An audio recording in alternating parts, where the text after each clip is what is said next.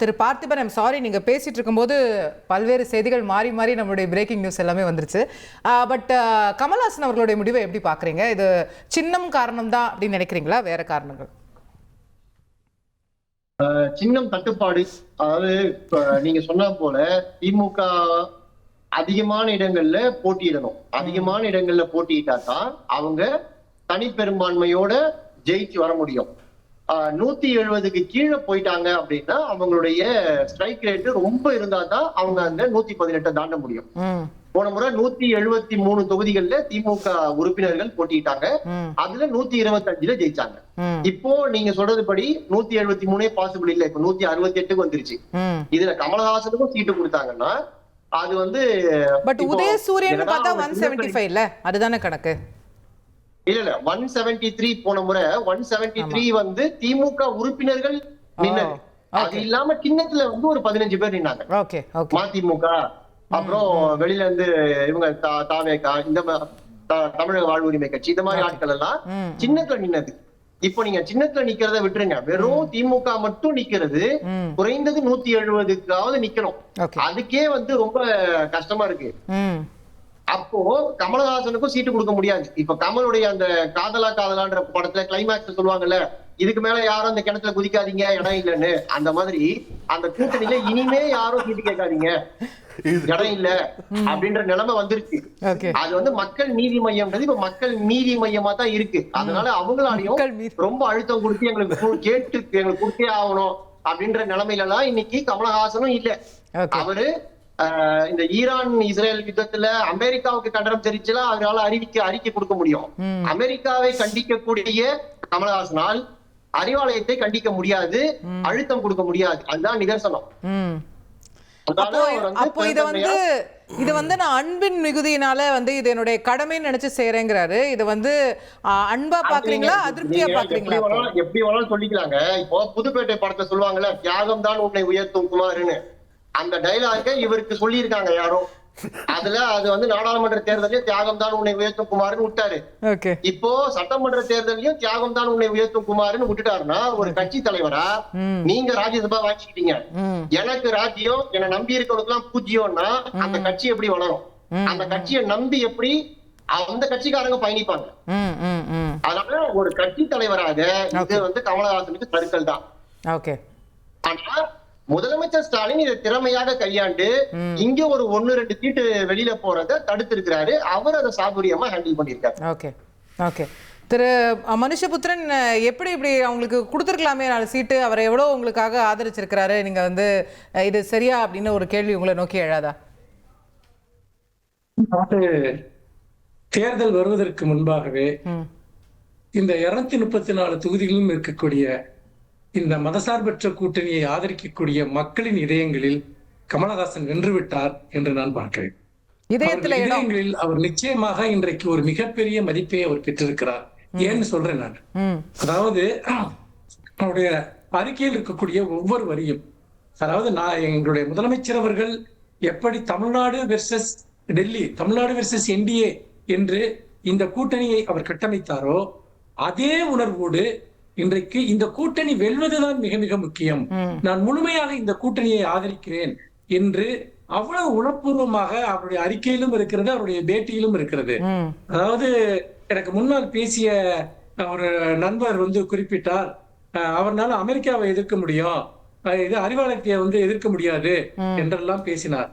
அப்படியெல்லாம் வந்து பாத்தீங்கன்னா எங்களை எதிர்க்க முடியாத அளவுக்கு நாங்க என்ன சர்வாதிகாரம் செஞ்சுக்கிட்டு இருக்கோமா? வேல்முருகன் கூட தான் எங்களை எதிர்த்து இப்ப பேசினார் வந்து இல்லையா? அப்ப வந்து இதெல்லாம் என்ன விதமான ஒரு கருத்துருவாக்கம்னு எனக்கு புரியல. நேற்று வரைக்கும் விசிகாவுக்காக சில பேர் வந்து பாத்தீங்கன்னா அப்படி கண்ணீர் சிந்துற மாதிரி நடிச்சாங்க, இடதுசாரிகளுக்காக கண்ணீர் சிந்துற மாதிரி நடிச்சாங்க. ஆனா அந்த தலைவர்களே மனப்பூர்வமாக உடன்படிக்கைக்கு வந்து தொகுதிகளை அறிவித்த பிறகு இப்ப அடுத்ததா கமலஹாசன் வர்றாங்க. இல்ல சார், இப்போ கமல் அவர்கள் முதல்லயே இந்த முடிவை எடுத்து நான் பாருங்க தேர்தல் எல்லாம் போட்டியிடல, நான் பெருந்தன்மையோட திமுக மட்டும் ஆதரிக்கிறேன்னு சொல்லியிருந்தா வேற.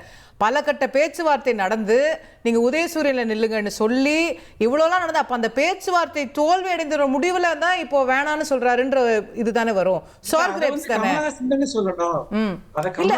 அவரோட அறிக்கையிலே அவர் சொல்றாரு, நாங்க பேச்சுவார்த்தை நடத்தினோம், பல கட்டம் போனோம், பேசினோம், உதயசூரியன் சின்னம் கொடுத்தாங்க, நாங்க வேண்டான்னு சொன்னோம்.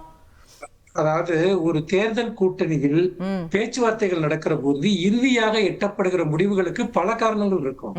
அந்த கட்சியுடைய தலைவர் எதை சொல்றாரோ அதுதானே இந்த கட்சியினுடைய முடிவு. கட்சியோட தலைவர் சொன்னதுதான் நான் சொல்றேன், அவரோட அறிக்கையில இருக்கிறது தான் நான் வாசிக்கிறேன். ஆமாங்க, அதாவது ஒரு பேச்சுவார்த்தைகள் நடத்துறாங்க. இதுக்கு முன்னாடி நாடாளுமன்ற தேர்தலின் போதும் இது போல பேச்சுவார்த்தைகள் நடந்திருக்கிறது.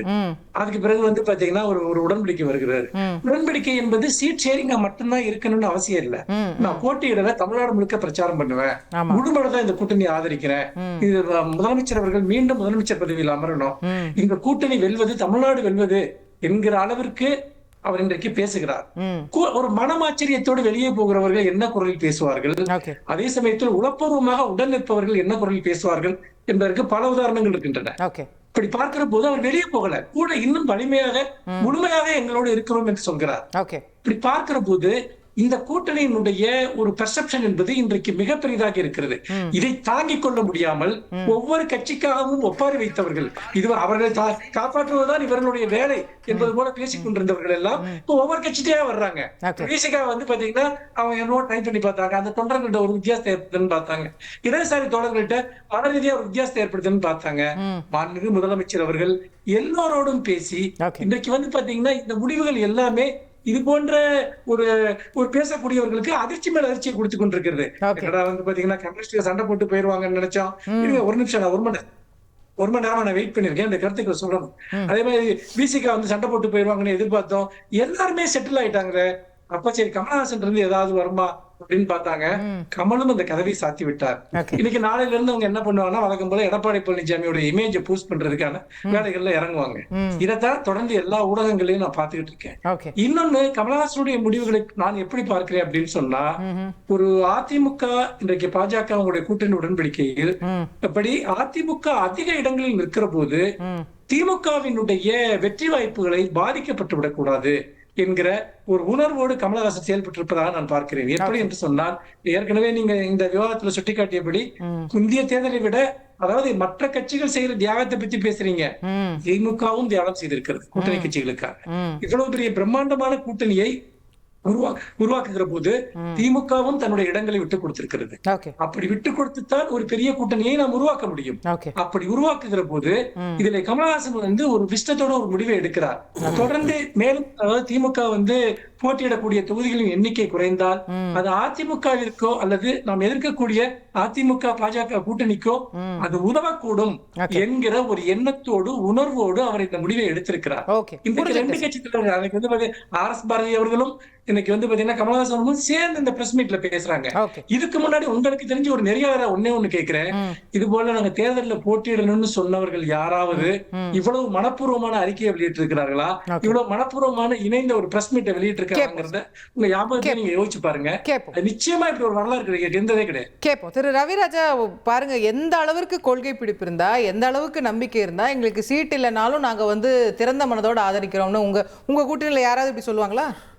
பார்த்திபன் தான் அழகா சொன்னார் இல்லைங்க, கிணத்துல இடம் இல்லை யார் கூச்சராதை கேட்டு, இதுக்கு மேல யாராவது சொல்லியிருப்பாங்களா? உங்க கூட்டணியில யாராவது உங்களை கொள்கை ரீதியாக ஏற்றுக்கொண்டு எங்களுக்கு சீட்டே தரலனாலும் நீங்க தான் உங்களை தான் நாங்க ஆதரிப்போம் உங்க கூட்டணியில யாராவது சொல்ல தயாரா இருக்காங்களா? அந்த பெரிய மனசையே நீங்க பார்க்க மாட்டேன்றீங்க? ஆமாங்க, கண்டிப்பா பெரிய மனசு தான், உண்மையிலேயே பெரிய மனசு தான். எதற்காக தொடங்கப்பட்டதோ அந்த கட்சி அதை மறந்துட்டாரு. யாரை எதிர்த்து பேட்டி கொடுத்து பிரபலியமாகி அந்த கட்சியை பிரபலமா கொண்டு போனாரோ அதை மறந்துட்டாரு. அதிமுக ஆட்சியில் இருக்கும்போது தான் தொடங்கப்பட்டது. அது ஓகேங்க, அவர் யாரை பத்தி எல்லாம் ஸ்டண்ட் அடிச்சாருங்கிறது அதெல்லாம் அதிமுக ஆட்சியில் இருக்கும்போது தான் சார் ஊழல் வளர்ந்துச்சு தொடங்கினார் கட்சி. அதெல்லாம் ஓகே. நான் என்ன சொல்றேன், திமுகவை அவர் ஏத்துக்கிட்டு கட்சி ஆரம்பிச்சாரா இல்ல திமுகவை எதுக்குற கட்சி ஆரம்பிச்சாரா? எதுக்கு ஆரம்பிச்சாரு சொல்லுங்க. இப்ப வைகோ திமுகல இருந்து பிரிஞ்சு போனாரு, என்ன சொன்னாரு, திமுக ஒழிச்சு கட்டுவேன்னாரு, ஸ்டாலினுக்கு தகுதி இல்லைன்னாரு, அது இதுன்னு எல்லாம் பேசினாரு. இப்போ அவரே என்ன பேசுறாரு, முதலமைச்சரா இருக்கணும், அவர் உயர்ந்த உள்ளவரை முதலமைச்சரா இருக்கணும், அப்படியே தொடர்ந்து இருக்கணும், அப்படிலாம் பேசுறாரு. எந்த அளவுக்கு அவங்க ஒரு சமரசம் பண்ணிருந்தா, அவங்க கூட்டணி கட்சிகளை எந்த அளவுக்கு அவங்க தக்க வச்சிருந்தா எதிரிகளை கூட நண்பர்களா மாத்துறாங்க. அதாவது இப்ப நாகராஜ் ஒரு விஷயம் சொல்லும்போது சொன்னாரு, கடந்த காலங்கள்ல உங்க நண்பர்களே அந்த பக்கம் அமுச்சு விட்டீங்க. அப்படிலாம் கிடையாதுங்க. அதாவது நம்மளோட பிடிப்போடு இருக்கிறவர்கள், நம்மளோட விஷயங்களை புரிந்து கொண்டு, நம்மளுடைய பார்வையை புரிந்து கொண்டு அதற்கேற்ப நடக்கிறவர்களோட தான் நம்ம டிராவல் பண்ண முடியும். அதே மாதிரி எலெக்ஷன்ல நம்ம பார்ட்டிசிபேட் பண்ண முடியும். அந்த மாதிரி சொல்லிட்டு இருக்காரு. என்னங்க எப்படி புரியல, என்ன சொல்றீங்க, என்ன சொன்னீங்க? ஃபேமிலி லைஃப் மாதிரி சொல்றீங்க. அப்படி இல்லைங்க, இல்ல அதாவது நீங்க என்ன சொல்றீங்க, அப்போ திமுகல வந்து பாச கூட்டணி, பண்பு கூட்டணி, அப்புறம் அன்பு கூட்டணி, சார் இதை விட என்ன சார் பாச அதெல்லாம் கூட்டணி ஃபேமிலி பாப்பீங்க? மாதிரி இதை விட பாச கூட்டணி நீங்க பார்க்க முடியுமா? சீட்டே அவர் வேணாம்னு ரத்த சொல்றாரு. கண்ணீர் வடிக்கிற மாதிரி பேசிட்டு போறாருங்க. என்ன என்ன சொல்றாரு, ரத்த கண்ணீர் வடிக்கிற மாதிரி பேசிட்டு போறாரு. அதான் அவர் சொன்னாரு, நீங்க சோக மியூசிக் போட்டா சோகமா தெரியும். நான் அதையும் சொல்லிட்டு போறாரு. அதுக்கு நடுவுல கமலஹாசன் பேசினா நிறைய பேருக்கு புரியுமா புரியாதாங்கிறதுக்கு தான் அரசு பாரதி கூட அனுப்பிச்சு வச்சிருக்காரு. அவர் வந்து அதுக்கு விளக்க உரை கொடுக்கிற மாதிரி அவரை கட் பண்ணி அவர் பேசிட்டு வணக்கம் போட்டுட்டு போறாரு. இதுல இருந்து உங்களுக்கு தெளிவா புரியலையா என்ன நடக்குதுன்னு? Okay right. இனி செல்லும் இடமெல்லாம் செய்தி. தந்தி டிவியின் வாட்ஸ்அப் சேனலை ஃபாலோ பண்ணினா செல்ல இருக்கும் இடமெல்லாம் செய்தி. இதோ QR கோட் இப்பவே ஸ்கேன் பண்ணுங்க, ஃபாலோ பண்ணுங்க.